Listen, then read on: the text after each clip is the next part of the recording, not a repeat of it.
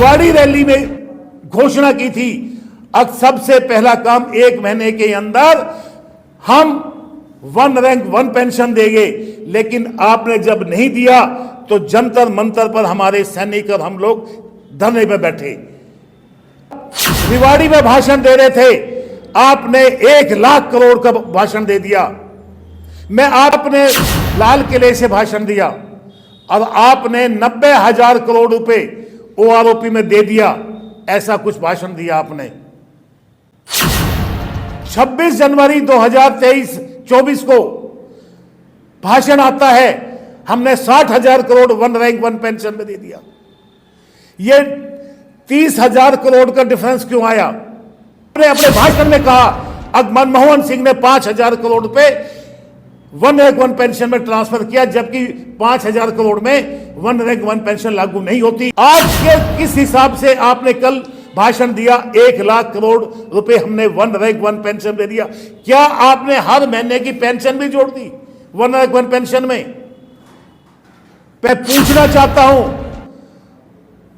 प्रधानमंत्री जी, किस बात की राष्ट्रवादी पार्टी है आपकी, जब देश का सैनिक सड़कों पर बैठा हुआ है और आप उनकी सुन नहीं रहे हैं?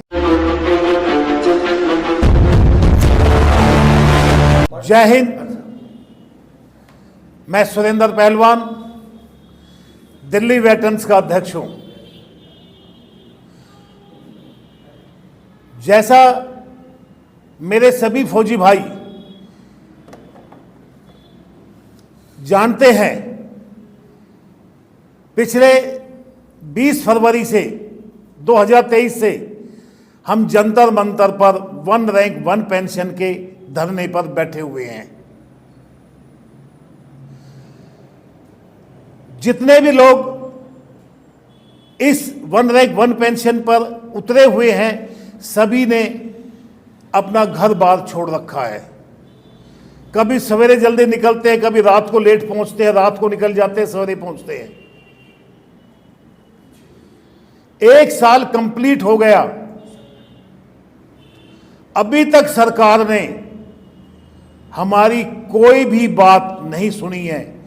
किसी भी संगठन से कोई भी वार्तालाप के लिए अपना कोई मंत्री या संतरी नियुक्त नहीं किया है। हम समय समय पर सरकार को अपने मेमोरंडम देते आए हैं। कितने ही अनगिनत हमने धरना प्रदर्शन किए हैं, लेकिन सरकार के कानों पर जूं तक नहीं रेंगी है। ऊपर से कहते हैं हमारे प्रधानमंत्री जी अब बीजेपी राष्ट्रवादी पार्टी है। मैं पूछना चाहता हूं प्रधानमंत्री जी, किस बात की राष्ट्रवादी पार्टी है आपकी, जब देश का सैनिक सड़कों पर बैठा हुआ है और आप उनकी सुन नहीं रहे हैं? हम मान लिया हम गलत हैं, आप गलत हैं तब भी आके पूछोगे ना, बताओगे उस गलती को भी, तो हम ये समझेंगे हाँ हमारे प्रधानमंत्री राष्ट्रवाद पर बात करते हैं। आप राष्ट्रवाद पर बात नहीं करते, आप झूठ पर जुमलों पर बात करते हो। आपने 4 राज्य के चुनाव जीतने के बाद सबसे पहले सांसदों को निलंबित करके एक कानून पास कराया जो इस देश का सबसे खतरनाक कानून है। अगर अंडानी मोदी के लिए कोई भी कुछ शब्द बोलेगा तो उसको देशद्रोही करार दे दिया जाएगा। किस संविधान के तहत आपने ये अपना ये कानून पास कराया? 140 सांसद निलंबित कर आपने ये अपने सांसदों से पास करा लिया।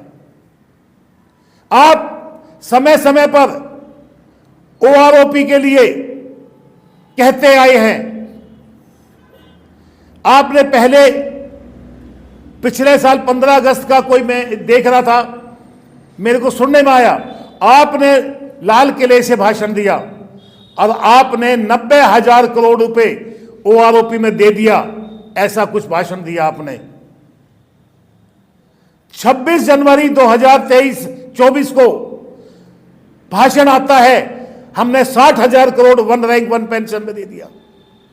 ये 30,000 करोड़ का डिफरेंस क्यों आया? क्योंकि झूठ था। याद नहीं रहता माइक पर आके अब हमने क्या बोला है। हम सच्चे हैं, हमारे को एक एक बात आपकी याद है, क्योंकि सांच को आंच नहीं होती। वहीं पर जब कल आप रिवाड़ी में भाषण दे रहे थे, आपने 1 लाख करोड़ का भाषण दे दिया। मैं आपको एक चीज का धन्यवाद कहूंगा, कम से कम आपने ये बात कल के भाषण में स्वीकार की। अब 1 रैंक 1 पेंशन कांग्रेस ने लागू किया था, आपने नहीं किया। आपने अपने भाषण में कहा अब मनमोहन सिंह ने 5,000 करोड़ रुपए 1 रैंक 1 पेंशन में ट्रांसफर किया, जबकि 5,000 करोड़ में 1 रैंक 1 पेंशन लागू नहीं होती। प्रधानमंत्री साहब, मैं आपको याद दिला दूं, जिस समय 1 रैंक 1 पेंशन लागू किया गया कोश्यारी कमेटी से, आपकी पार्टी सुप्रीम कोर्ट गई थी, आप लोगों ने ऑब्जेक्शन किया था, वरना 2013 में 1 रैंक 1 पेंशन कोश्यारी कमेटी के हिसाब से मिल जाती। आपने 1 टाइम पेमेंट नहीं की, आपने भी 3 और 4 किस्तों में पेमेंट की है। उस हिसाब से 500 करोड़ में भी एक किस्त चली जाती। आपके किस हिसाब से आपने कल भाषण दिया 1 लाख करोड़ रुपए हमने 1 रैंक 1 पेंशन दे दिया? क्या आपने हर महीने की पेंशन भी जोड़ दी 1 रैंक 1 पेंशन में? पहले मुझे 1 रैंक 1 पेंशन की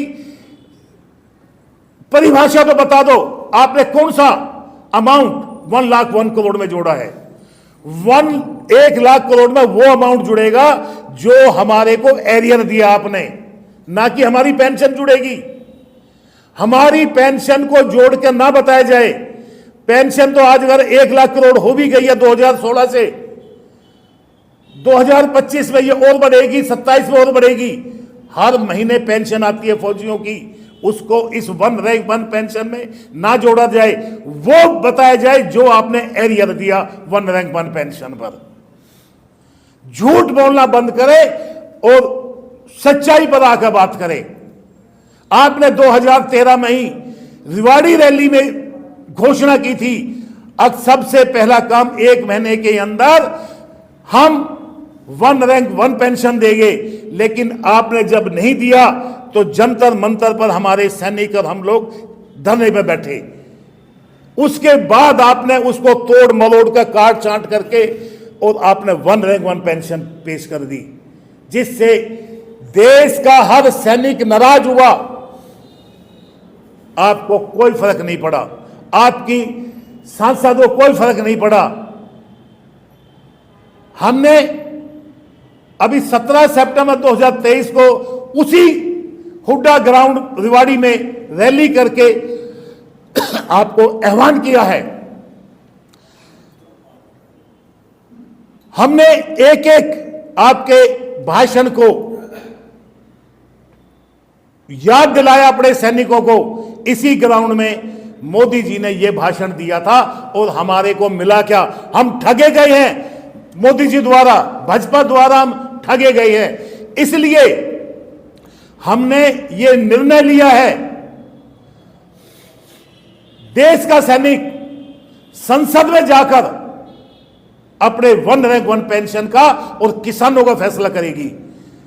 किसानों सड़क पर हैं, सैनिक किसान सड़क पर है। ये 2 ऐसे हमारे जाबाज हैं, किसान का बेटा सैनिक पर और किसान खेत में काम करता है, और सरकार दोनों को ठग रही है। दोनों ही हमारी कौम आज सड़क पर है। ना सरकार किसानों की सुन रही है, ना सैनिकों की सुन रही है। पिछले आंदोलन में किसान में 840 सैनिक शहीद हुए। आपके मंत्री ने सैनिकों के ऊपर, टोनी ने बोलेरो गाड़ी चढ़ा के उनकी हत्या कर दी। आपने आज तक कोई एक्शन नहीं लिया। उन हत्यारों को जमानत पर देकर छोड़ दिया जाता है, क्यों? देश के सैनिक पूछ रहे हैं, जवाब देना आपका काम है, हमारा नहीं। हम आपसे अपील करते हैं, हमारे 1 रैंक 1 पेंशन पे झूठ बोलना बंद करें। और ये हमने संकल्प ले लिया है, हम देश की 543 सीट पर मोहर लगाएंगे पूर्व सैनिकों को उम्मीदवार बना के। और एक एक पूर्व सैनिकों से ये हम अनुरोध करते, अपील करते हैं, बीजेपी को वोट ना देकर अपने फौजी को वोट दे 2024 में। जय हिंद, वंदे मातरम।